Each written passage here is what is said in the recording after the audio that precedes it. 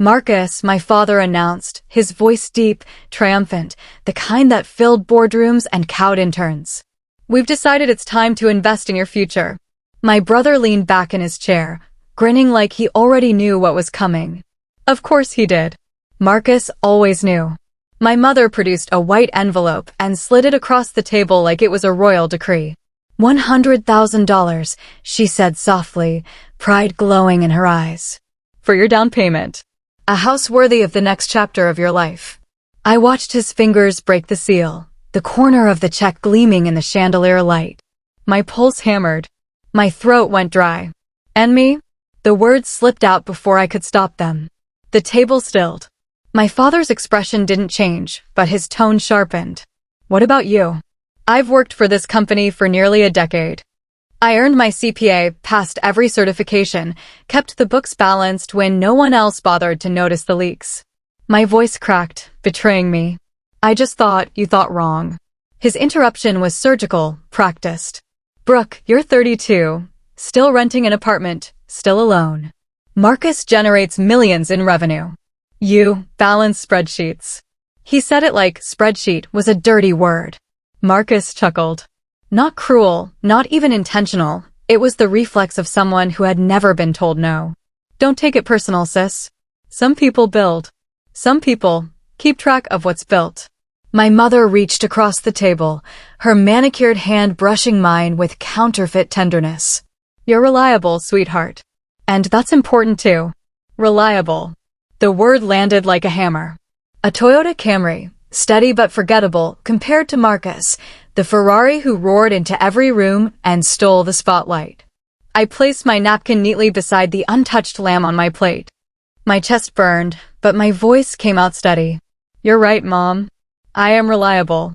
And that's when I decided, without ceremony, without even raising my voice, that this would be the last family dinner I ever attended. The air outside was cold enough to sting my lungs. I stood on the circular driveway, the fountain behind me sputtering like even it had given up trying to impress. The windows glowed warm from inside, silhouettes laughing in the dining room where I no longer belonged. I wasn't angry. Not yet. I was clear. Clearer than I'd been in years. Reliability had always been their insult for me. Tonight, I realized it was my weapon. Reliable meant disciplined. Reliable meant thorough. Reliable meant I didn't forget the small things like the stray numbers in last quarter's report, the wire transfer amounts that didn't quite match, the memos that vanished from official records but still existed in my hard drive. I started walking. Away from the house, away from the night that had drawn the battle line in ink so dark it could never be erased. My desk lamp hummed in my apartment as I opened my laptop hours later. It was past midnight. The city outside slept, but I couldn't. Not after that dinner. I pulled up a folder I'd created years ago, the one marked only with a single letter, R, receipts. Screenshots. Emails. Memos recalled too late. Transfers just under federal reporting thresholds. Every piece of paper they had dismissed as background noise, I had quietly saved. My father always said Marcus had the foster instinct. I had something better, the foster record. I leaned back in my chair, the glow of the screen washing my face pale. For the first time in my life, I didn't feel like the family failure. I felt like the only one who had actually been paying attention. And if I was reliable enough to keep their secrets for years, I was reliable enough to use them. That was the night the story stopped being about a golden boy with a check for $100,000. It became the story of the daughter they underestimated. The city wakes early, but I was awake before it. Coffee in hand, eyes burning from a night with no sleep, I sat in front of my laptop as if it were an altar. The folder marked R stared back at me, daring me to open it again. Inside, 3 years of whispers that no one else heard. Numbers out of place. Invoices that didn't match. Transfers that disappeared into Delaware shells like coins swallowed by a magic trick. I hadn't understood the full pattern before. But now, with the taste of last night's humiliation still sharp in my mouth, I saw it clearly. Marcus wasn't just the golden child. He was careless. And my father? He was complicit. I scrolled through document after document, my fingers trembling not with fear but with recognition. Every inconsistency I'd flagged and been told to ignore suddenly looked like something else. Leverage. For years, I'd convinced myself I was paranoid. That maybe the mistake was mine. That my father was right when he said I was too focused on details to see the bigger picture. But the bigger picture was this. They weren't sloppy. They were deliberate. The clock on my microwave blinked 3:17 a.m. as if mocking me. I should have been asleep, resting for another long day at a job that undervalued me. Instead, I was cataloging what I already knew in my bones. My family had built their empire on rot. At work the next morning, the office buzzed with Marcus's latest victory. He'd landed another client over cocktails, according to the announcement email that praised his genius. My inbox, by contrast, overflowed with unpaid invoices and vendor disputes. When I passed him in the lobby, he didn't even see me. Or maybe he did, and just chose not to. He adjusted his cufflinks, flashed that effortless smile at an executive assistant, and disappeared into the elevator. The golden boy ascendant. I tightened my grip on my folder of reports. One day, I thought. One day, that smile won't be enough. That evening, my phone buzzed. A message from Mom. Sweetheart, Marcus is sensitive about his success. Can you just be happy for him? A second message followed, this time from my father. Your little outburst last night was embarrassing. I expect an apology by end of business today. No greeting. No love. Just business, as always. I deleted both messages, but the words lingered like smoke in my lungs. Embarrassing. Failure. Reliable. They'd weaponized every word I'd ever lived by. I closed my eyes and pictured Marcus's penthouse, the panoramic view, the imported leather sofa. I compared it to my one-bedroom in Northgate, the second-hand furniture, the dent in my Civic I couldn't afford to fix. That was the story they wanted to tell. Golden son, failed daughter. But I had something Marcus never would. Receipts. And unlike his charm, mine didn't fade under scrutiny. Mine became stronger. Sharper. Unavoidable. As the city lights outside blinked awake, I whispered to myself a vow no one else would hear. The letter arrived on thick, gold-embossed paper, delivered by a courier who wouldn't meet my eyes. I didn't need to open it to know what it was. An invitation that was really a summons. Foster Enterprises Board of Directors. Thursday, 2 p.m. My father's signature gleamed at the bottom. David, my lawyer and oldest friend, read it twice and exhaled slowly. They want to ambush you. Make you look like the bitter daughter who couldn't handle being cut out. Good, I said, though my voice betrayed a tremor. Let them try. But in truth, my chest was heavy. This wasn't just business. It was blood. The night before the meeting, my apartment felt smaller than ever. I sat on the floor surrounded by piles of documents, highlighted transfers, and a dozen color-coded binders. My evidence was airtight. The numbers connected like constellations, forming a story no one could deny. And yet, as midnight ticked by, doubt whispered through the quiet. What if they spun it? What if I became the villain? The failure daughter, consumed by jealousy, dragging her family through the mud? That narrative had always been easier for them to sell. My phone buzzed. An unknown number. Against my better judgment, I answered. Marcus's voice slithered through the line. You think you're clever? Dad's going to bury you tomorrow. You're a mosquito buzzing in his ear. He'll swat you, and nobody will even notice. I stayed silent. Enjoy your 15 minutes, he sneered. When it's over, you'll have nothing. No family. No firm. Just that pathetic apartment and your precious spreadsheets. The line went dead. I sat frozen, the words cutting deeper than I wanted to admit. Not because they were true, but because part of me still longed, absurdly, for him to believe I was worth something. At dawn, I walked down to the waterfront. The city was just beginning to stir, ferries cutting across the bay like silver blades. I breathed in the salt air and let the cold settle my nerves. If tomorrow was the end, at least it would end on my terms. Reliable. Thorough. Unshakable. By 8 a.m., I was back at my desk, sliding the last document into a sealed envelope. 5 copies. 1 for each director. When David arrived with coffee, he studied me for a long moment. You're ready. I've been ready for years, I said quietly. They just never noticed. That evening, as the city lights flickered on, I laid out my suit for the morning. Not designer, not flashy. Just professional. Honest. Paid for in cash I'd earned myself. I caught my reflection in the window, tired eyes, but steady. Tomorrow, the room that had always excluded me would finally hear my voice. And when I spoke, it wouldn't be as the failure daughter.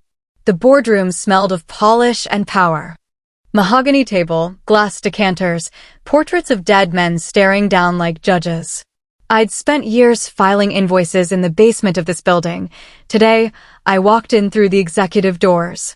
My father sat at the head, suit perfect, jaw tight. Marcus lounged at his right, tapping a Montblanc pen like he owned the air itself. Around them, lawyers waited like vultures, sleek and silent. At the far end of the table, 3 independent directors sat apart, faces unreadable. Beside them, a compact woman in a gray blazer placed a recorder on the table. SEC. She didn't introduce herself. She didn't need to. Miss Foster, Director Chen said. You requested to present findings. I didn't request, I corrected, sliding 5 sealed envelopes across the polished wood. You requested. I'm simply delivering what you asked for. Marcus chuckled under his breath. Here we go. Brooke and her spreadsheets. Open them, I said.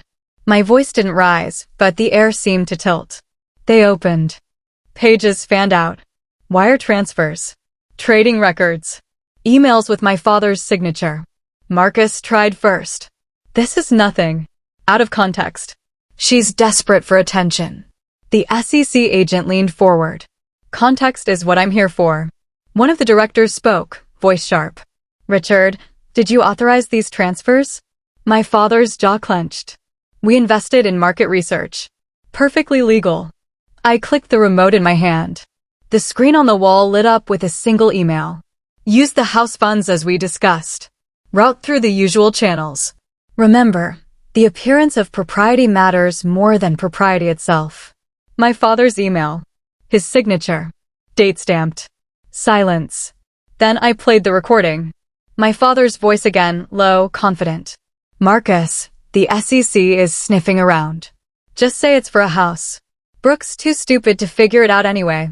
A laugh. My brothers. She's good with numbers, Dad, but she doesn't understand real business. The room went very still. Tell me, I said, my voice steady as the table beneath my hands, was this also market research? Marcus's face drained of color. My father finally broke, slamming a fist against the table. You ungrateful little, careful, the SEC agent interrupted, her tone flat as a blade. You're on record. For the first time in my life, my father looked small. His voice faltered. This is family business. Not criminal. No, I said, leaning forward, this was never family. It was fraud. And the only reason you got away with it was because you thought I was invisible. The directors exchanged glances. One by one, they raised their hands. A vote. Immediate suspension of Richard Foster as CEO. Marcus barred from any executive role. I didn't cheer. I didn't smile. I simply gathered my copies back into my folder, methodical as ever. Reliable. As security escorted them out, my father turned once, eyes wild. You're destroying us, Brooke. I met his gaze. No, you destroyed yourself. I just kept the receipts. The news broke before I even stepped out of the building. Foster Enterprises CEO and Vice President removed amid SEC investigation. By sunset, their faces were on every financial feed, every local station. Marcus looked stunned in the photos, like someone had stolen his reflection. My father's expression was stone, the same one he'd used on me for years. Only now, the world wasn't afraid of it anymore. I walked home through the city lights, my folder tucked under one arm. For once, I didn't feel small in the shadow of their empire. The shadow was gone. Weeks later, the apartment I had once resented felt different. The dent in my Civic still existed. My furniture was still secondhand. But the air was lighter. Quieter. Mine. My mother called 47 times before I finally turned the phone off for good. In her last voicemail, her voice broke. How could you do this to your own family? But the truth had crystallized for me in that boardroom. They had never been family. Not in the way I had needed. To them, love was conditional. Measured in revenue, in appearances, in checks that bore other people's names. What I had now was different. It wasn't grand, but it was solid. The kind of foundation you could build a life on. My firm grew. One client became 6, then 12. Refugees from their own toxic companies found their way to my door, people who understood what it meant to be overlooked, underestimated. They called me thorough, careful, unshakable. Words that once cut me down now became my armor. And sometimes, when the night was quiet, I thought of Marcus. The golden boy turned cautionary tale. The man who once laughed at my spreadsheet life, now forced to live inside the numbers of probation schedules and restitution orders. I didn't rejoice in it. Not anymore. Pity had replaced anger, and that was a different kind of freedom. On a rainy Thursday, a letter arrived from the SEC, Whistleblower Award, $6 million. I stared at it for a long time before writing back, donate it. Fund financial literacy programs. Give it to the ones who never get taught what the powerful take for granted. It wasn't about money. It never had been. Months later, I moved into a new office with a view of Elliott Bay. The water stretched wide, indifferent, eternal.